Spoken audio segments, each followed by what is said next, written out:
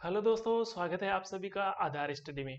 दोस्तों, जैसा कि आप सबको पता है कि कल राजस्थान कर्मचारी चयन बोर्ड द्वारा रीट मेंस लेवल 1 और लेवल 2 दोनों का सिलेबस जारी कर दिया गया है। दोस्तों, आज हम इस वीडियो में बात करेंगे रीट लेवल 1 के सिलेबस को लेकर। तो रीट लेवल 1 का सिलेबस कैसा है, किसको इससे फायदा है, किसको नुकसान है, कैसे इस सिलेबस को तैयार करें, कैसे इसकी तैयारी करें, कहाँ से पढ़े, क्या नहीं पढ़े, इन सब बातों को लेकर आज के इस वीडियो में चर्चा करेंगे। दोस्तों, सिलेबस में काफी सारे विषय दिए हुए हैं। ऐसा नहीं है कि 5 विषय हैं, जो जैसे पहले रीट पात्रता परीक्षा में 5 विषय होते थे, इस बार ऐसा नहीं है। काफी सारे विषय हैं, हर विषय से प्रश्न पूछे जाएंगे। यहाँ पर आपको सिलेबस में आपने देखा होगा कि यहाँ पर अंक भार भी दे रखा है। तो 8-8 नंबर, 10-10 नंबर के काफी सारे विषय हैं। तो उनसे प्रश्न पूछे जाएंगे, कहाँ से पूछे जाएंगे, कैसे उनको तैयार करें, आज के वीडियो में इन सब बातों को लेकर चर्चा करेंगे। और दोस्तों, सिलेबस जो है बहुत अच्छा, मैं मानता हूँ कि बहुत अच्छा सिलेबस डिजाइन किया गया है। जो स्टूडेंट काफी समय से तैयारी कर रहा है, उसको निश्चित रूप से इस एग्जाम में अपनी जो पूर्व की तैयारी है उसका निश्चित रूप से फायदा मिलेगा। तो दोस्तों, सबसे पहले एग्जाम पैटर्न की बात करते हैं। तो 300 अंकों की ये एग्जाम होगी और उसके लिए एक प्रश्न पत्र होगा, 2.5 घंटे समय होगा, 150 मिनट होगी और 150 ही आपके प्रश्न होंगे। इसके अलावा पहले नेगेटिव मार्किंग नहीं थी, इस बार नेगेटिव मार्किंग भी है। तो प्रत्येक गलत उत्तर के लिए आपको 1/3 भाग काटा जाएगा। तो ये चीज आपको ध्यान में रखनी है। अब बात करते हैं सिलेबस की। तो दोस्तों, सबसे बड़ा जो पोर्शन है रीट लेवल 1 में वो है राजस्थान जीके।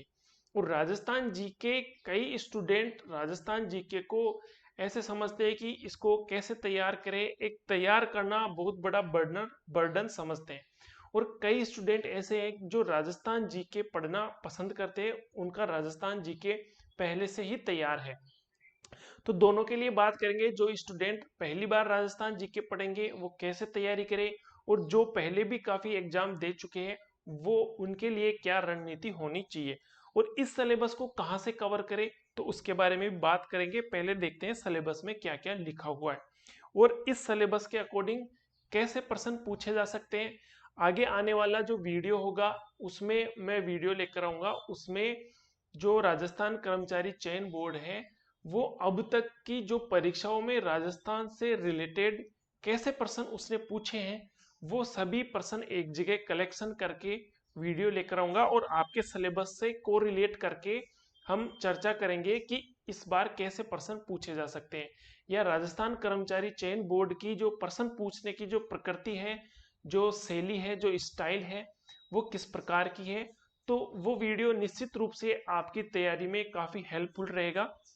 तो ये जो सिलेबस है इसके बारे में चर्चा करेंगे।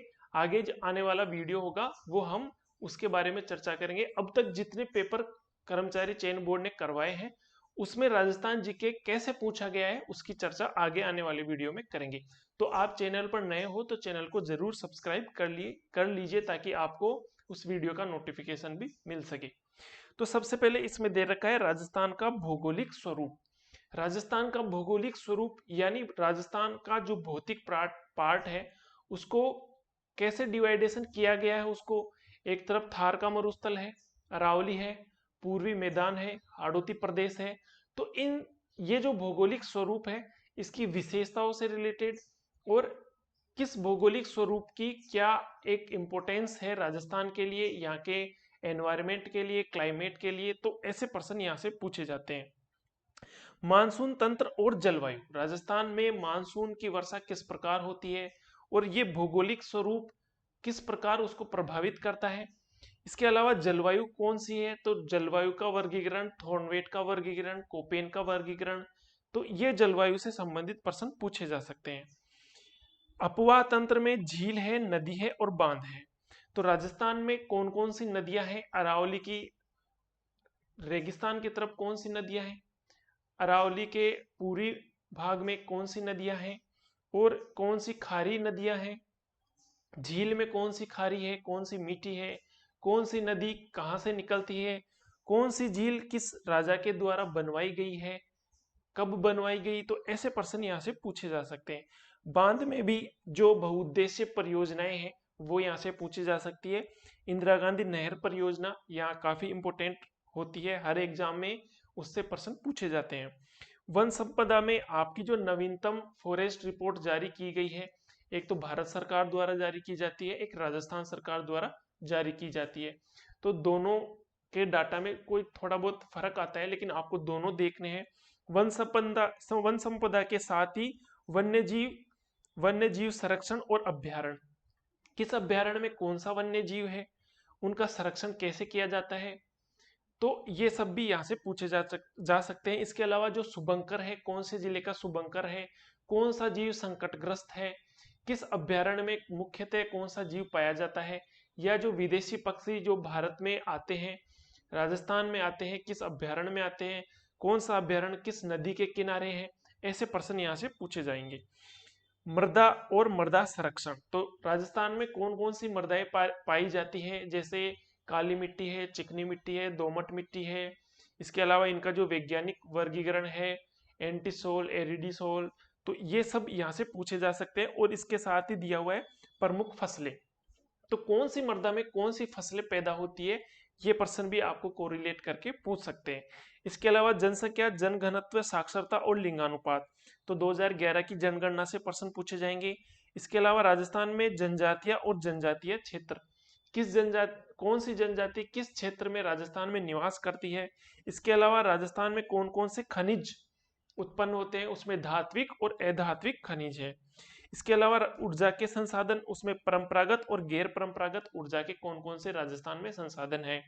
दोस्तों ये जो सिलेबस है, सेम ऐसा ही सिलेबस रीट लेवल 2 के लिए है।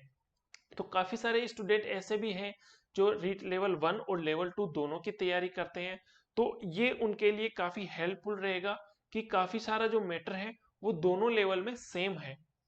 जो डिफरेंट है वो केवल आपका विद्यालय विषय, रीट लेवल 2 में जो विद्यालय विषय है वो अलग है, बाकी जो पूरा सिलेबस है वो बिल्कुल सेम है। तो काफी सारे स्टूडेंट ये सोच रहे हैं कि हम दोनों लेवल से एग्जाम दे रहे हैं तो दोनों की तैयारी करें, तो दोनों की तैयारी आप कर सकते हैं। दोनों एग्जाम कौन दे सकते हैं, तो उसके लिए क्लियर है कि आप बीएड और बीएसटीसी हो, या फिर बीएसटीसी के साथ आपने ग्रेजुएशन की हो, तो आप ये दोनों एग्जाम दे सकते हैं। काफी सारे स्टूडेंट पूछते हैं कि क्या बीएसटीसी के साथ ग्रेजुएशन करने वाला लेवल 2 एग्जाम दे सकता है। तो आप अब भी ये दुविधा में हो, आप ये निश्चिंत हो जाओ, बिल्कुल आप एग्जाम दे सकते हो और आपका चयन भी बिल्कुल होगा।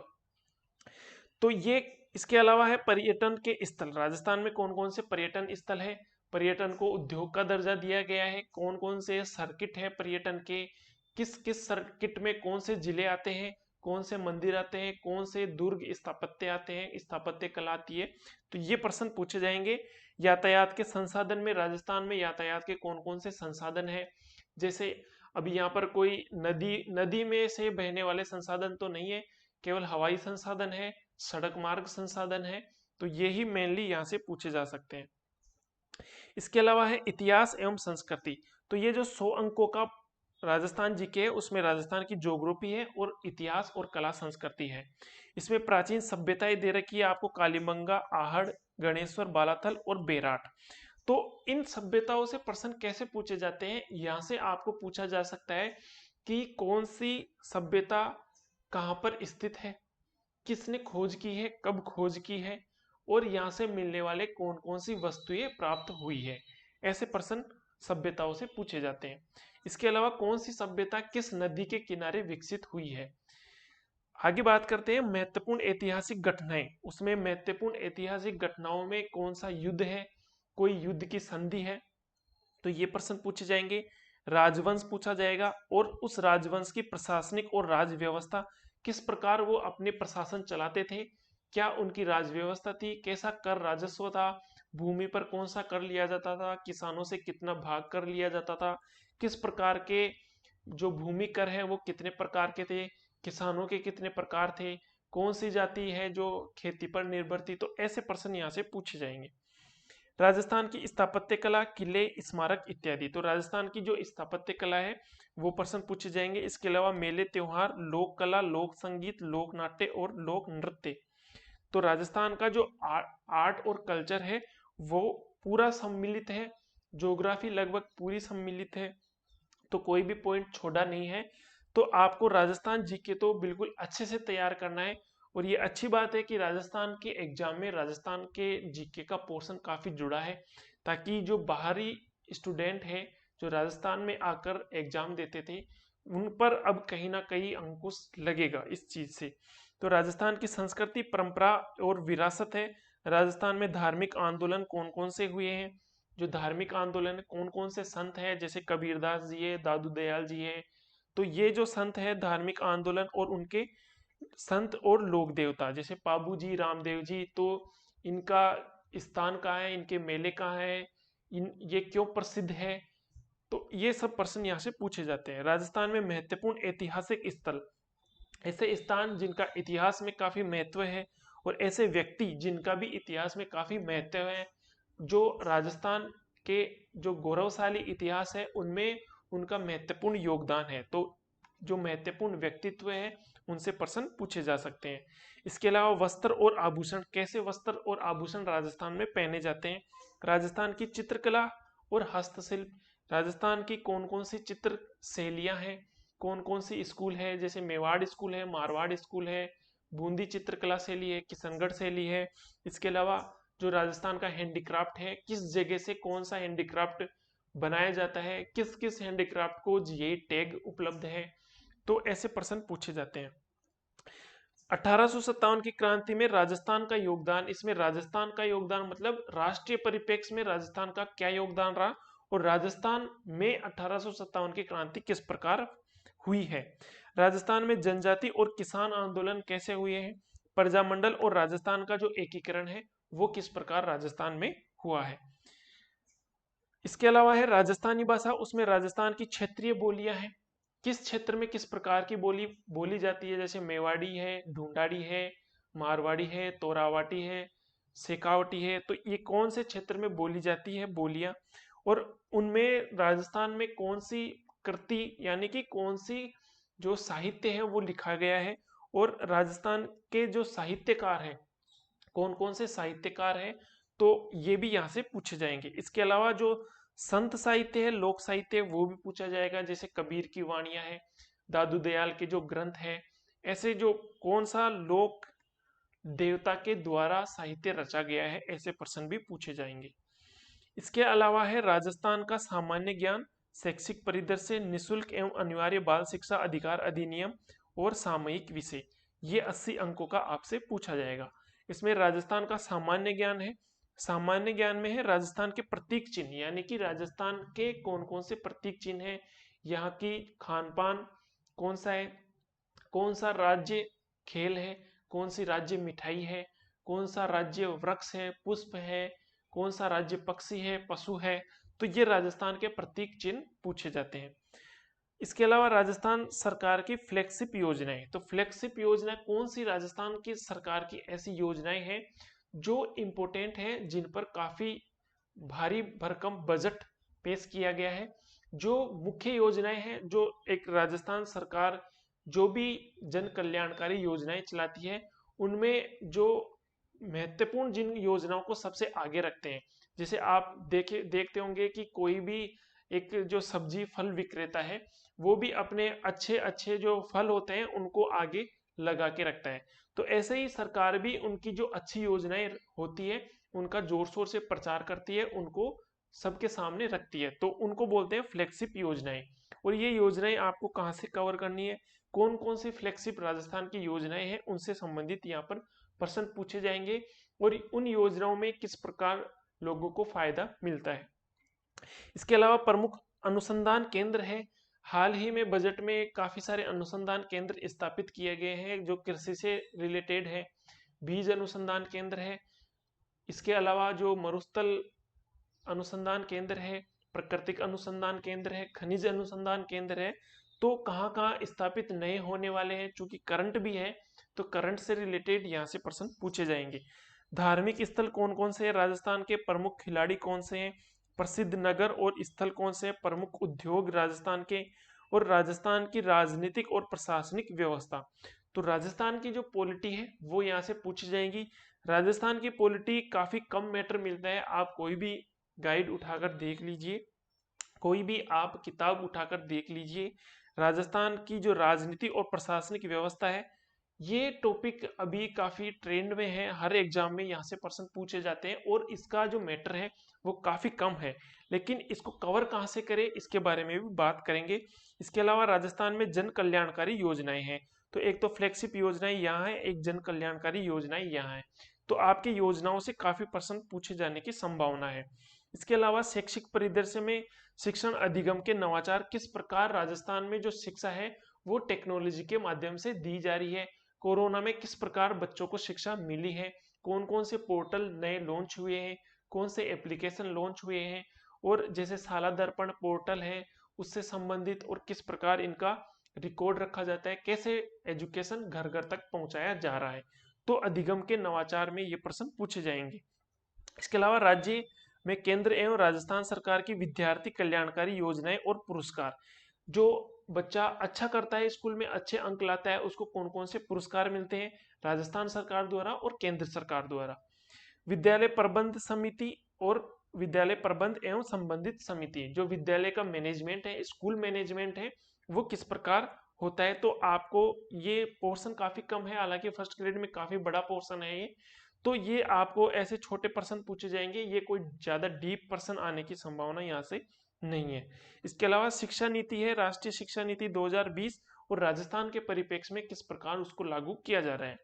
इसके अलावा निशुल्क एवं बाल शिक्षा का अधिकार अधिनियम, तो ये तो आपने जो रीट पात्रता परीक्षा है उसमें अच्छे से इसको कवर किया होगा, निशुल्क एवं बाल शिक्षा अधिकार अधिनियम। इसमें खास बात यह है कि इस बार जो है वो राजस्थान का जो निशुल्क अनिवार्य बाल शिक्षा अधिकार अधिनियम 2011 है वहां से भी प्रश्न पूछे जाएंगे। 2009 जो राष्ट्रीय परिप्रेक्ष्य का है और जो राजस्थान में जो संशोधन होकर उसको लागू किया गया है, तो वो प्रश्न पूछे जाएंगे, और किस प्रकार निजी विद्यालयों में निशुल्क प्रवेश बालकों को मिलता है।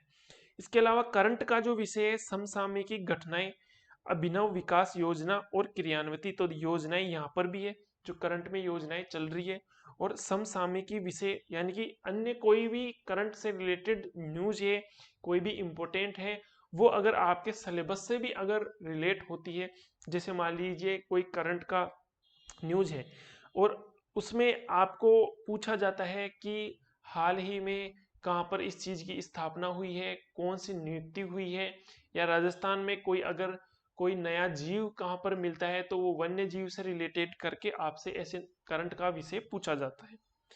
इसके अलावा है विद्यालय विषय, 10 अंक का विद्यालय विषय में है, हिंदी है, इंग्लिश है, गणित है और सामान्य विज्ञान है, सामाजिक अध्ययन है।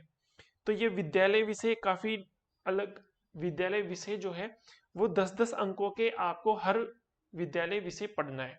यहाँ पर काफी सारे स्टूडेंट बोल रहे हैं कि इस बार इंग्लिश जोड़ा गया है, तो ये जो संस्कृत से जो एग्जाम देते थे, सेकेंड लैंग्वेज जो संस्कृत लेते थे, वो काफी दुविधा में है कि संस्कृत नहीं जोड़ा गया है, इंग्लिश किस प्रकार तैयार करें।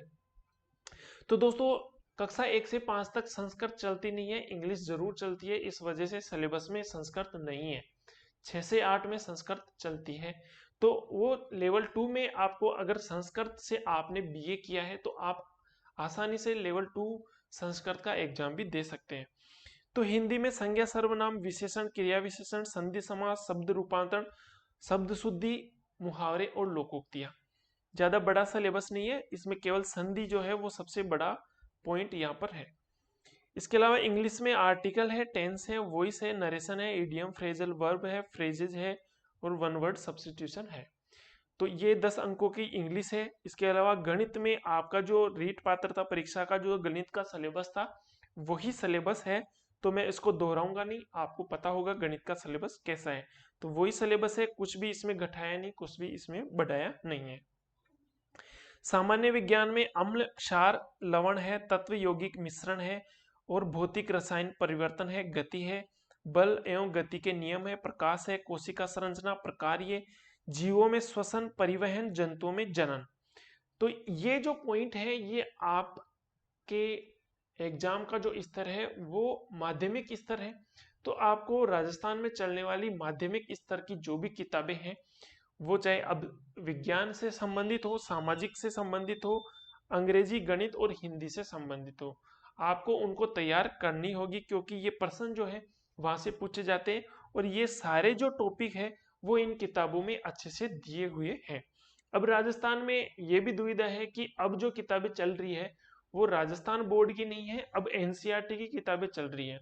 तो जो सवाल पूछे जाएंगे वो आपने पात्रता परीक्षा में भी देखा होगा कि जो एनसीईआरटी की किताबें हैं उन्हीं से प्रश्न पूछे गए हैं।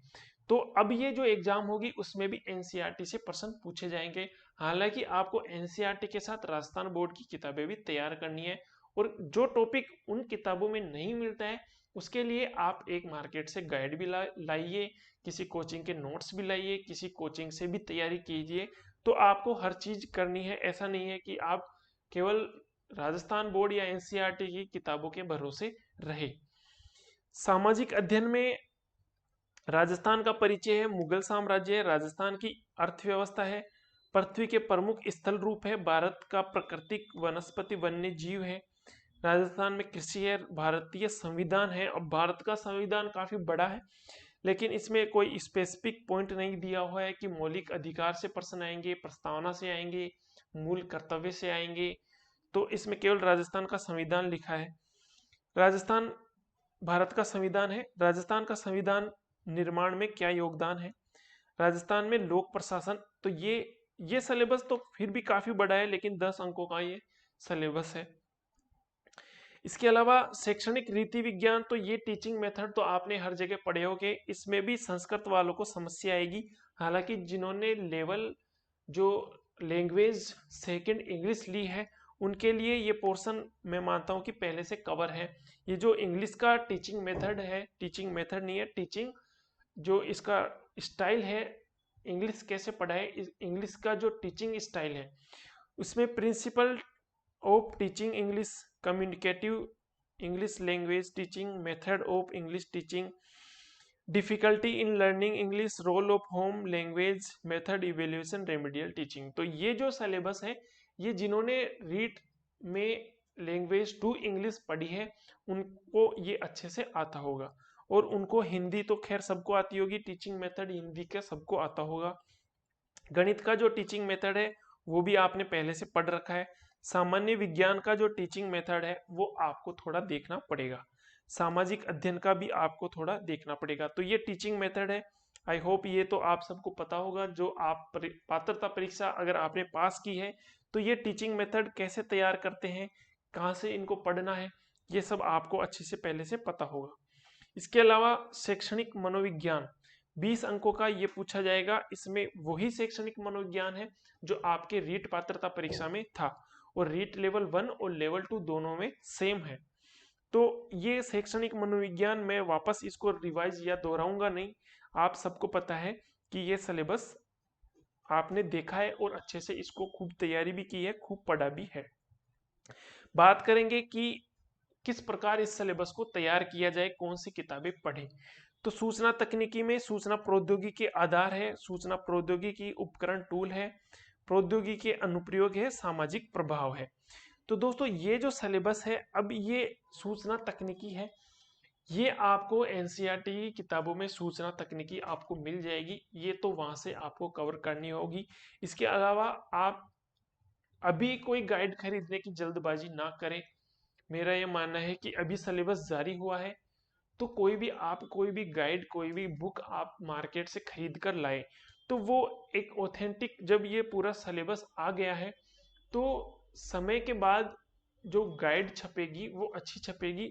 अभी क्या करेंगे, सभी किताब वाले कॉपी पेस्ट करके अपनी किताब कवर केवल चेंज करके छाप के निकाल देंगे, लेकिन आपको अभी लाने की जल्दबाजी नहीं करनी है। अभी आपको राजस्थान बोर्ड की किताब और एनसीईआरटी की किताबों को अपने सिलेबस से रिलेट करके देखना है और उनसे ही तैयारी करनी है। उसके बाद मार्केट में कोई अच्छी किताब आती है, किसी अच्छे राइटर की आती है, किसी अच्छे कोचिंग संस्थान की आती है, तो आप वो परचेज कीजिए। अभी कोई गाइड खरीदने का कोई ऐसा इम्पोर्टेंस नहीं है।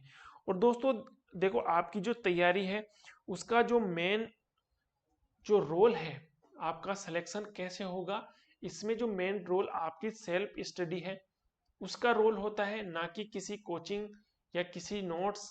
हालांकि उन सब का अपने स्थान पर एक महत्व है, लेकिन आपकी जो सेल्फ स्टडी है वो सबसे इम्पोर्टेंट रोल अदा करती है।